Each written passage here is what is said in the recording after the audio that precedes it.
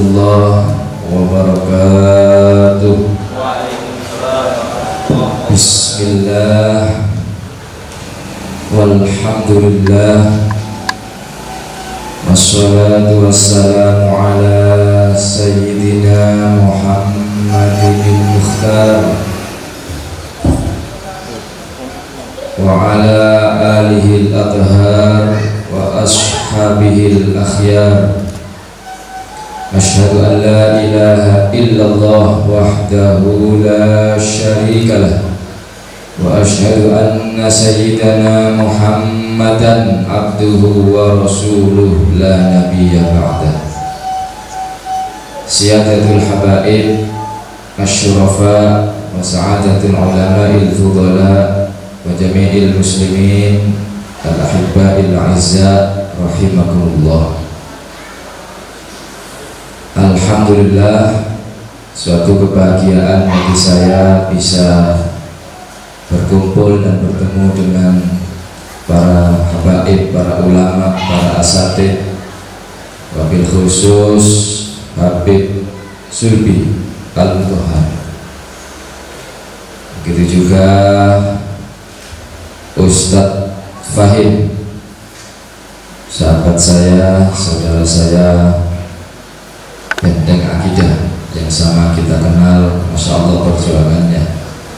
Begitu juga yang saya hormati Lora Nawir Ghazali, kemudian Lora Rojul, dan juga ada Ustadz Putri Hafizahullah wa mudah-mudahan Allah jaga beliau semuanya, guru-guru kita, Allah panjangkan umurnya, Allah kuatkan imannya, Allah menangkan perjuangannya, Allah mudahkan segala urusannya, dan mudah-mudahan kita semuanya berkah peringatan Maulid Nabi menjadi sebab turunnya rahmat dan barokah, sehingga tidaklah kita pulang dari majelis ini melainkan Allah sudah mengampuni segala dosa kita, dimaafkan segala kesalahan kita, dimudahkan segala urusan kita, dimudahkan rizki kita. Amin amin ya rabbal alamin.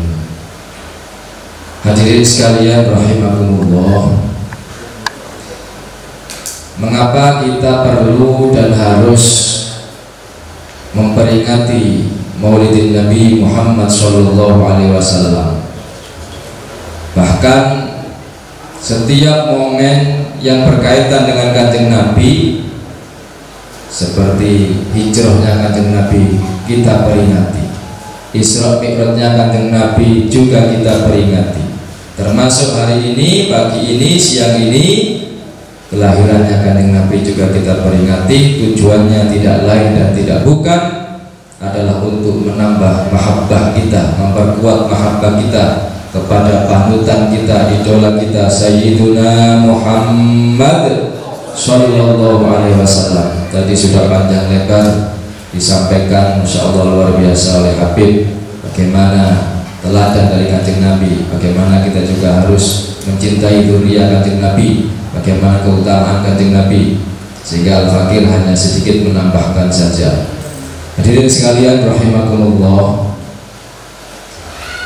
mengapa kita harus memperkuat mahabbah kita kepada Kanjeng Nabi, menjadikan beliau sebagai idola bagi kita semua? Karena hari ini zaman semakin berkembang, teknologi semakin canggih, ilmu pengetahuan semakin tinggi, orang pintar semakin banyak, tapi itu semua tidak semakin mendekatkan kita kepada tuntunan Kanjeng Nabi Muhammad, justru membuat kita semakin jauh. Hal ini sudah pernah disampaikan oleh Kanjeng Nabi Muhammad, man izdada ilman falam yazdad hudan lam yazdad minallah illa bu'dan. Barang siapa yang bertambah ilmunya tapi tidak bertambah hidayahnya, dia tidak bertambah sedikit pun di hadapan Allah, melainkan semakin jauh dari Allah. Ini yang hari ini kita rasakan. Bagaimana pergeseran nilai di tengah-tengah kita sudah semakin nyata kita rasakan. Kalau kita bandingkan dengan zaman kakek nenek kita, bagaimana dulu, misalkan saya ambil contoh kalau ada anak gadis itu pergi ke musola, pergi ke masjid, pergi ke majelis taklim, katakanlah mau mengikuti pengajian atau ikut sholat berjamaah dengan menggunakan pakaian yang katakanlah pakaian yang ketat, kemudian pakai celana, kemudian dia membawa mukena untuk hadir di musola, hadir di masjid. Pada saat itu orang akan mengatakan astagfirullah, innalillah, nang masjid pakaiannya koyo. Tapi hari ini ketika ada anak gadis datang ke masjid, ke musola, ke majelis taklim menggunakan pakaian ketat, mungkin orang sudah akan mengatakan alhamdulillah masih pakaiannya kayak musik belum nang masjid. Ini pergeseran nilai terus terjadi.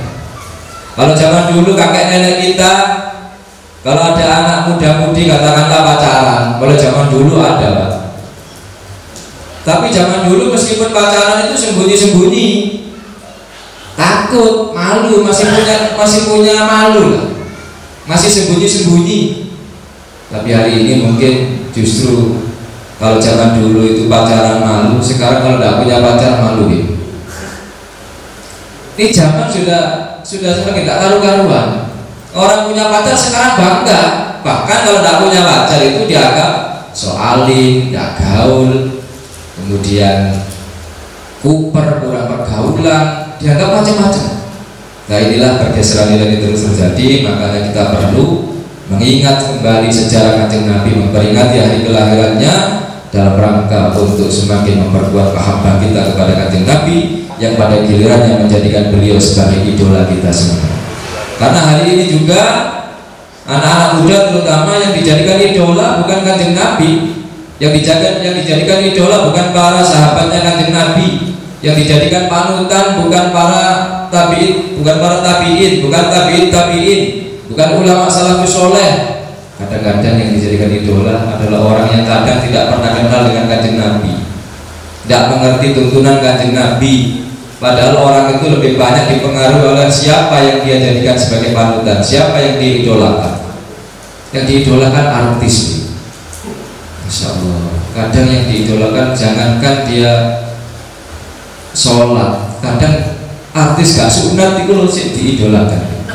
Artis Korea sekarang itu banyak digandrungi, digemari oleh anak-anak muda. Ini bagaimana bisa kita menjadi pengikut Kanjeng Nabi, cinta pada Kanjeng Nabi kalau yang dijadikan idola orang yang sama sekali tidak kenal dengan Kanjeng Nabi.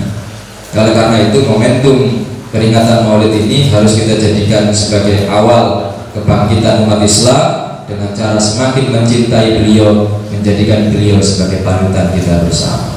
Shallu ala Nabi Muhammad. Hadirin sekalian rahimakumullah. Yang kedua, momentum peringatan Maulid Nabi ini juga harus kita jadikan sebagai momentum untuk kita mulai belajar dengan sungguh-sungguh, lebih sungguh-sungguh lagi untuk meneladani akhlak Kanjeng Nabi Muhammad Sallallahu Alaihi Wasallam.